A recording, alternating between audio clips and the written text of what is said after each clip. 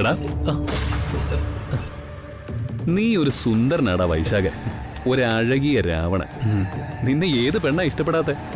ആ, എന്നെ ഇഷ്ടപ്പെട്ട പെണ്ണിന്റെ കൈവശാവകാശം ഇപ്പോഴും നിനക്കല്ലേ? ആ ആ അവകാശം ഇന്ന് അവസാനിക്കും.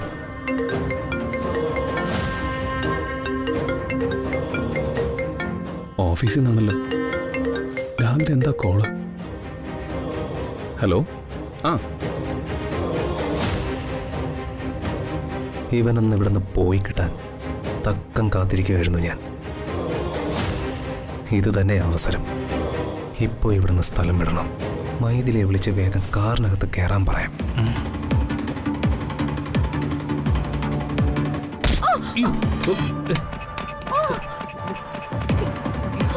മനുഷ്യനെ കൊന്നല്ലോടാ. നിനക്ക് എന്താടാ കല്യാണം എടുത്തപ്പോ വട്ടു പിടിച്ചോ? നോക്കിയും കണ്ട് നടക്കട്ടെ സാവിത്രി. അല്ല അമ്മായി, ഞാൻ നോക്കിയും കണ്ട് തന്നെ നടന്നത്. നിനക്ക് കണ്ണു കാണാത്തത്. എന്തൊരു വേദനയാ. അയ്യോ ദൈവമേ, എന്റെ ഫോണ്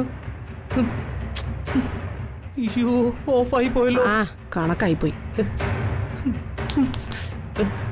ദൈവമേ, ഇത് ഓണാവുന്നില്ലല്ലോ.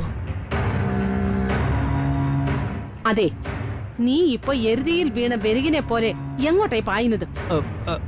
അതെ, ഓഡിറ്റോറിയത്തിൽ എന്റെ ഫ്രണ്ട്സ് ഒക്കെ വന്നോന്ന് നോക്കുമായിരുന്നു. അവന്റെ ഒരു ഫ്രണ്ട്സ്. ഇങ്ങോട്ട് വന്നേ. എങ്ങോട്ട്? ഇവിടെ ഇരുന്നാ മതി. ഒരു ഫ്രണ്ട്സിനെ ഇപ്പൊ കാണാൻ പറ്റില്ല. അതൊക്കെ കല്യാണം കഴിഞ്ഞിട്ട് കണ്ടാ മതി. അമ്മായി, കല്യാണത്തിനൊക്കെ അതിന്റേതായ ആചാരക്രമങ്ങളൊക്കെ ഉണ്ട്. ആദ്യം നിന്നെ അശ്വൻ കാല് കഴിയിക്കും. അത് കഴിയുമ്പോ ബൊക്ക നൽകി സ്വീകരിക്കും. അതിനുശേഷം പെണ്ണിന്റെ അമ്മായിയായ എന്റെ നേതൃത്വത്തിലും കാർമ്മികത്വത്തിലും താലമേന്തിയ പെൺകുട്ടികളുടെ അകമ്പടിയോടെ നിന്നെ കല്യാണ മണ്ഡപത്തിലേക്ക് ആനയിക്കും. അതുവരെ ഈ മേക്കപ്പ് റൂം ഇട്ട് പുറത്തിറങ്ങരുത്, കേട്ടല്ലോ? ആ, ചാടി പോന്നു. ദൈവമേ, എലിവിലിൽ വീണതുപോലെ ആയല്ലോ.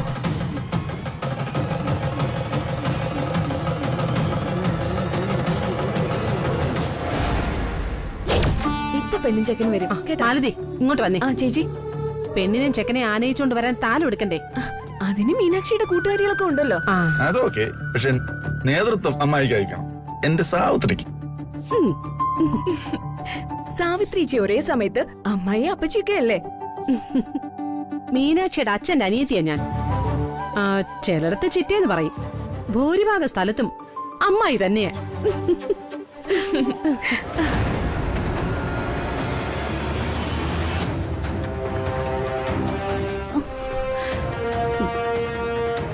സാവിത്രി, നമ്മുടെ മോൾ അവിടെ നിൽക്കുന്നുണ്ടല്ലേ, എവിടെയെങ്കിലും ഒന്ന് ഇരിക്കാൻ പറ.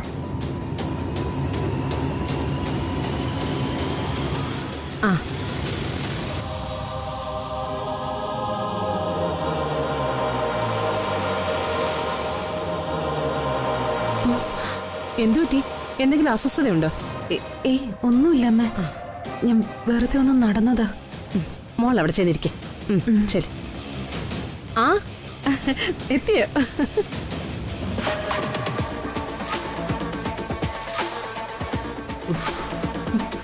ദൈവമേ, ഇത് ഓണാക്കാൻ എന്താ ഒരു മാർഗം?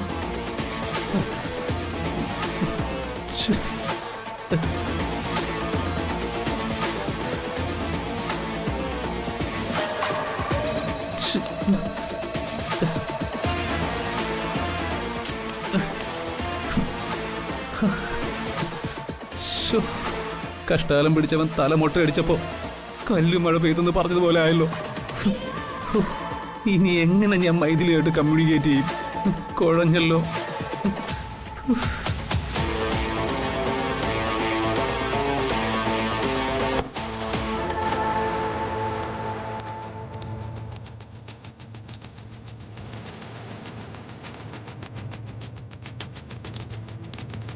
ഈ വൈശാഖിന്റെ ഉദ്ദേശം എന്താ? അവൻ പോയോ? ഒന്ന് വിളിച്ചു നോക്കാം, അപ്പൊ അറിയാലോ.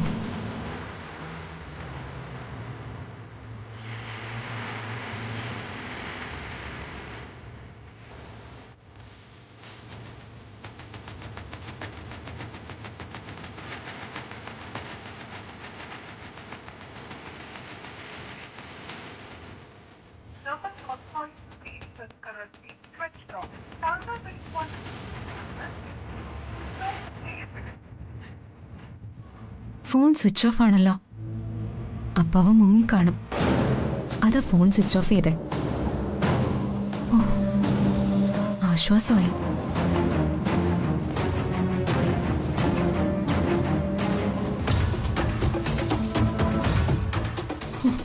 നാശം പിടിക്കാൻ പരാജയം എന്നത് എനിക്ക് ആത്മഹത്യക്ക് തുല്യ. ജയറാമിന് ജാമ്യം കിട്ടരുത് എന്നത് എന്റെ തീരുമാനമായിരുന്നു, ആഗ്രഹമായിരുന്നു. ആ ജയിൽ സൂപ്രണ്ട് അത് തകർത്തു കളഞ്ഞു. ആ വക്കീലിന്റെ സപ്പോർട്ടോടെ ജയരാമൻ ആ ജയിൽ സൂപ്രണ്ടിന്റെ മുമ്പിൽ കരഞ്ഞു. അയാൾ അങ്ങോട്ട് അലിഞ്ഞു. അതാ സംഭവിച്ചത്. അലിയൻ അവനാരാ? കരുണാമയനായ യേശുവോ അതോ ശ്രീബുദ്ധനോ? അവന്റെ ആ ജയിൽ സൂപ്രണ്ടിന്റെ ധിക്കാരത്തിന് ഞാൻ മറുപടി കൊടുക്കും. ചതിച്ചിട്ടാണെങ്കിലും അവനെ ഞാൻ വീട്ടിലിരുത്തും. ജാമ്യം നിഷേധിച്ചു എന്നറിഞ്ഞപ്പോ നമ്മൾ അതിര് കവിഞ്ഞ് സന്തോഷിച്ചു. പിന്നെ ആ ഭാഗത്തേക്ക് ശ്രദ്ധിച്ചതേയില്ല. അതാ പറ്റിയത്. അതെനിക്കേറ്റൊരു ഷോക്കായി പോയല്ലോ സർ. എന്റെ തലക്കെട്ടേറ്റൊരു പ്രഹരം. അതൊരു പരാജയമൊന്നും അല്ല ഇന്ദ്രജയ. ആലോചിച്ച് നോക്കുമ്പോ അതും ഇന്ദ്രജിയുടെ ഒരു വിജയമാണ്. ഒരിക്കലും നടക്കാത്ത ഒരു കല്യാണം കാണാനല്ലേ അയാൾ വരുന്നത്. വന്നോട്ടെ, എന്നിട്ട് എല്ലാവരുടെയും മുമ്പിൽ നാണം കെട്ട് തല കുനിച്ച് നിന്നോട്ടെ. അതും ഒരു ശരിയാണല്ലോ. ഉർവശി ശാപം ഉപകാരം എന്ന് പറയുന്നത് പോലെ ഇതും ഇന്ദ്രജിക്ക് അനുകൂലമാണ്. ഇത് സാറ് പറഞ്ഞത് ശരിയാ. കല്യാണ സ്ഥലത്ത് ചെന്ന എനിക്ക് ചെമ്പകമംഗലത്തുകാരുടെ പല നാടകങ്ങളും കാണാം. അതെ, പ്രകടനമായിരിക്കും അവിടെ. പ്രകടനം. എന്തായാലും രാജലക്ഷ്മി അമ്മയുടെ അറിവോടെ ആയിരിക്കില്ല ജയറാമൻ കല്യാണത്തിന് പങ്കെടുക്കുന്നത്. അത് നന്ദിനിയുടെയും കാർത്തിയുടെയും പ്ലാന്. ഇരിക്കപ്പിണ്ടം വെച്ച മകൻ കല്യാണ സ്ഥലത്ത് കയറി ചെല്ലുമ്പോ അവനെ ക്ഷണിച്ചത് ആരാണെന്ന് രാജലക്ഷ്മി അമ്മ തിരക്കും. ജയറാമന് ക്ഷണിച്ചത് നന്ദിനിയാണെന്ന് അറിഞ്ഞാലേ രാജലക്ഷ്മി വാളെടുക്കുന്ന കൊടുങ്കാളിയാവും. അതോടെ നന്ദിനിയുടെ കാര്യത്തില് ഒരു തീരുമാനമാവും. മിക്കവാറും കല്യാണ സ്ഥലത്ത് നിന്ന് നന്ദിനി ഔട്ട്. ആ, ഞാനേ അവനെ ഒന്ന് വിളിക്കട്ടെ, ആ വൈശാഖിനെ. വേഗം വിളിക്കേ.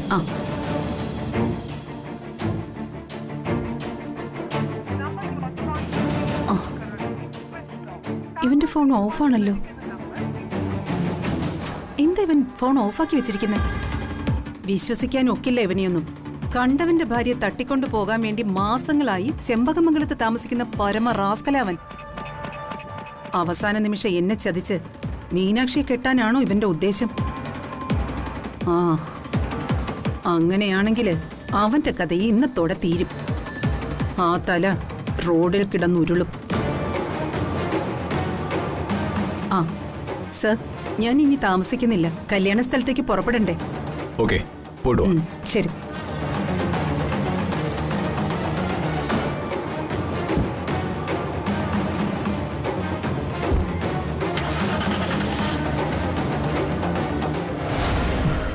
എന്റെ ദൈവമേ, ഇതൊരു വിധത്തിൽ ഓണാവുന്നില്ലല്ലോ. എങ്ങനെ ഞാനിപ്പോ മൈഥിലിയെ വിളിക്കും?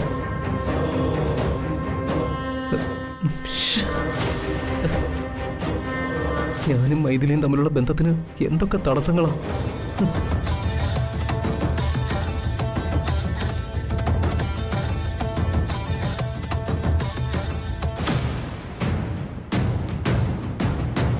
ഇതാ ബ്യൂട്ടീഷ്യന്റെ ഫോണാണല്ലോ. അയാൾ കാണാതെ ഇതിൽ വിളിക്കാം.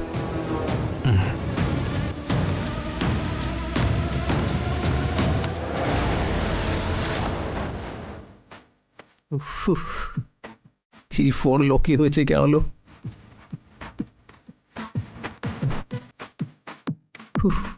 ഒരു രക്ഷയുമില്ല.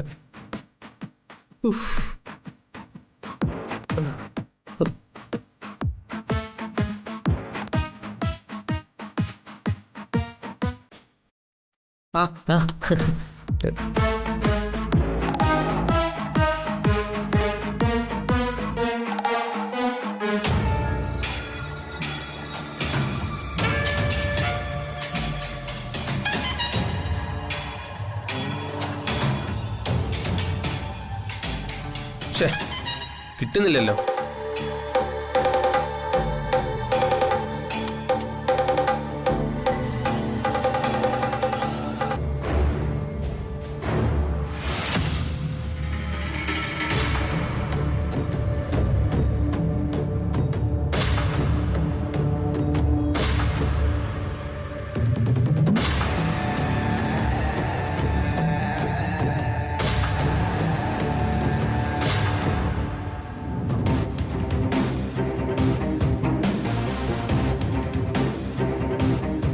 ഇതെന്താ ഇവനീ ഫോൺ ഓഫാക്കി വെച്ചിരിക്കുന്ന? വിളിച്ചിട്ടും കിട്ടുന്നില്ലല്ലോ. ഇത് റേഞ്ച് ഇല്ലാത്തതുകൊണ്ടല്ല, ഫോൺ ഓഫ് തന്നെയാ. അവസാന നിമിഷം ഇവനെന്നെ ചതിക്കാനാണോ ഉദ്ദേശം? അങ്ങനെയാണെങ്കിൽ ഇവനെ ഞാൻ കൊല്ലും.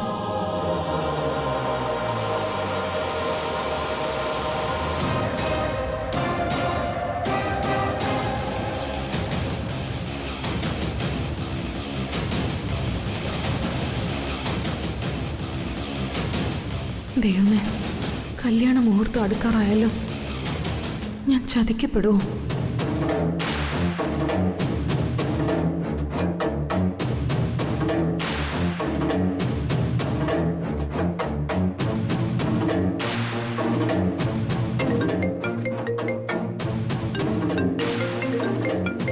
ഇതേതാ പരിചയമില്ലാത്തൊരു നമ്പര്? വല്ല പാരയും ആയിരിക്കും.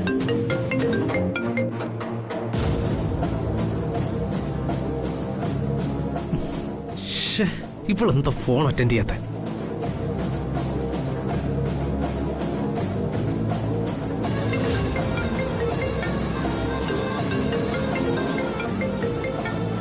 പിന്നെ അതേ നമ്പറാണല്ലോ.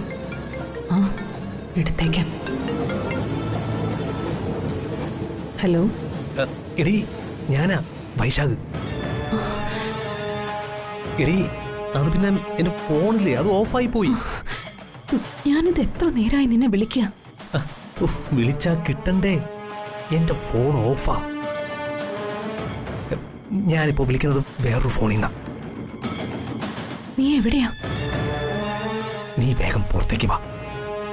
നമ്മൾ വന്ന ഡെക്കറേറ്റ് ചെയ്ത കാറില്ലേ, അതിലാണ് പണം. ആ കാറിന്റെ അടുത്തേക്ക് ആരും കാണാതെ നീ വേഗം വാ. ഞാൻ ദാ വരുന്നു.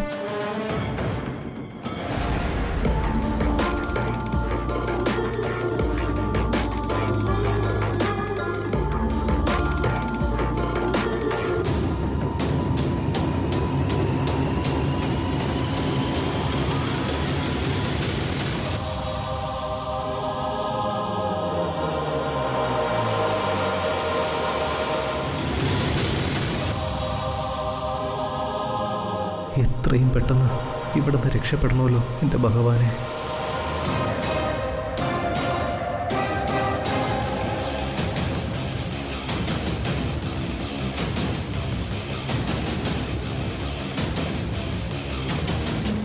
ഒരു കാരണവശാലും കാർത്തിക്കിന്റെ കണ്ണിൽ പെടാൻ ഇടവരരുതേ.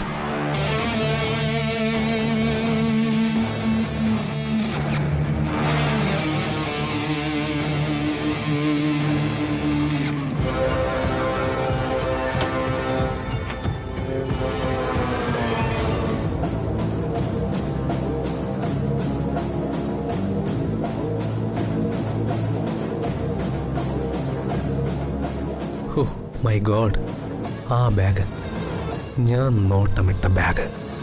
ഇതിൽ രൂപ 1 2 അല്ല, 1.5 കോടിയാ. എന്നെ എത്ര പെട്ടെന്നാണ് ദൈവം ആവോളം അനുഗ്രഹിച്ചത്.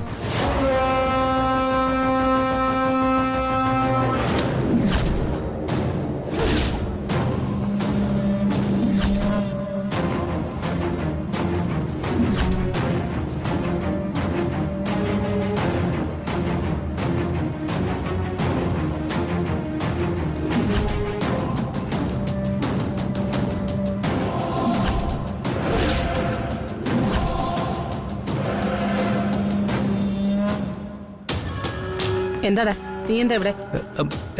ഞാൻ എന്തോ ഒരു കള്ളലക്ഷണം ഉണ്ടല്ലോ. പെണ്ണ് കെട്ടുമ്പോ കൈവിറക്കൊന്ന് പേടിച്ച് നീ കള്ളു കുടിക്കാൻ വന്നതല്ലേ? അയ്യോ അല്ല, ഞാൻ കള്ളൊന്നും കുടിക്കില്ല. പിന്നെന്താ നീ ഇവിടെ? അത് അത് ഞാനൊരു സാധനം എടുക്കാൻ വന്നതാ. അതെടുത്ത് കഴിഞ്ഞു. എടുത്തു കഴിഞ്ഞെങ്കിൽ വാ. അതെ, മണവാള ചെറുക്കൻ ഇങ്ങനൊന്നും കറങ്ങി നടക്കാൻ പാടില്ല. വാ, ഓഡിറ്റോറിയത്തിൽ കാണണം.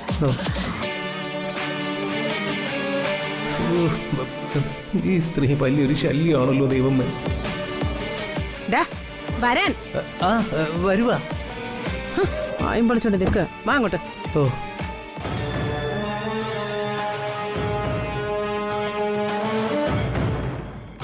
ആ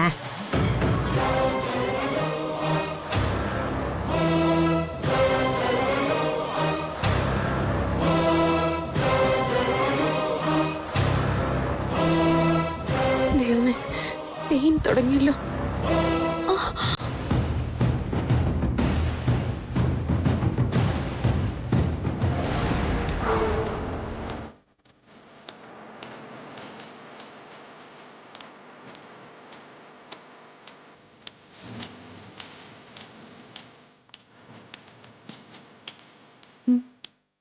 എന്താ?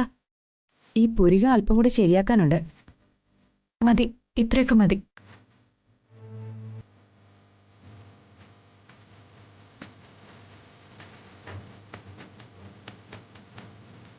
ഇത് കല്യാണമൊന്നും അല്ലല്ലോ, ഒരു നാടകം കളിയല്ലേ.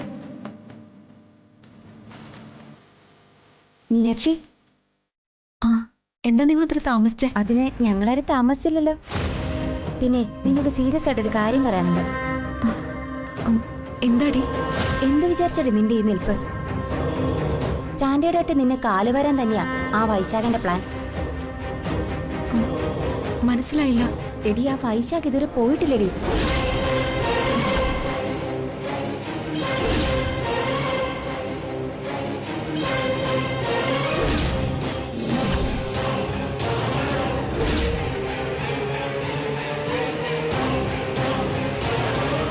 എന്താ നീ പറഞ്ഞേ? നിന്റെ ചെവിക്ക് വല്ല കുഴപ്പമുണ്ടോ? എടി, അവൻ കല്യാണ വേഷമൊക്കെ ഇട്ടേ മണവാളൻ ചമഞ്ഞപ്പുറത്ത് വിലസുക. കാശും കൈക്കലാക്കി. ഏത് ക്യാഷ്? ആ കാശ് മുഴുവൻ വ്യാജനാണല്ലോ. അല്ല, എന്താ അവന്റെ പരിപാടി?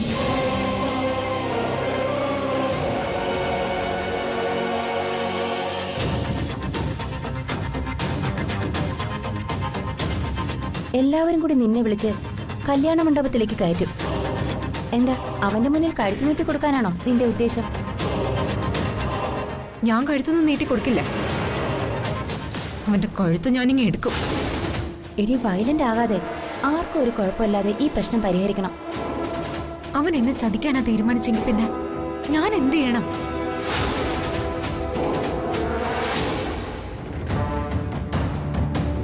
ആഹാ, എല്ലാവരും ഉണ്ടല്ലോ. നിങ്ങൾ കാപ്പിയൊക്കെ കുടിച്ചോ മക്കളെ? കുടിച്ചമ്മേ. ആ മോളെ, മുഹൂർത്തത്തിന് ഇനി അധിക സമയമില്ല. ഞാനതൊന്ന് ഓർമ്മപ്പെടുത്താൻ വേണ്ടി വന്നത്.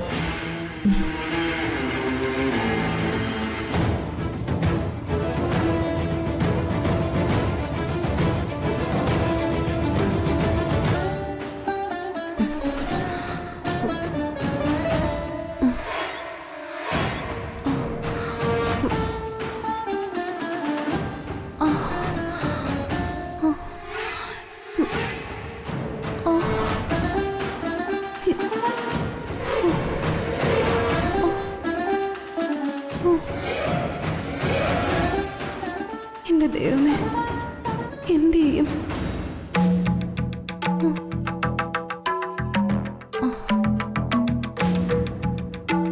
വൈശാഖിന്റെ ഫോൺ ഓഫാണല്ലോ. മുമ്പ് അവൻ വിളിച്ച നമ്പറിലേക്ക് തന്നെ വിളിക്കാം.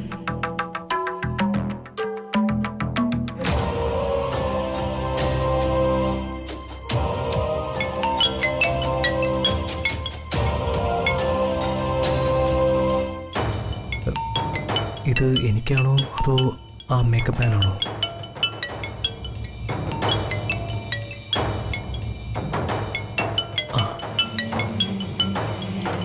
ആ മൈഥിലിയുടെ നമ്പരാ. ഹലോ മൈഥിലി, നീ എവിടെയാടാ? എടി ഞാനിവിടെ പെട്ടിരിക്കാടി. എല്ലാവരുടെയും കണ്ണു വെട്ടിച്ച് എങ്ങനെ പുറത്ത് ചാടുമെന്ന് ആലോചിച്ചുകൊണ്ടിരിക്കുക. നീ അവിടെ ആലോചിച്ചോണ്ടിരുന്നോ? എനിക്കിവിടെ പെയിൻ തുടങ്ങി.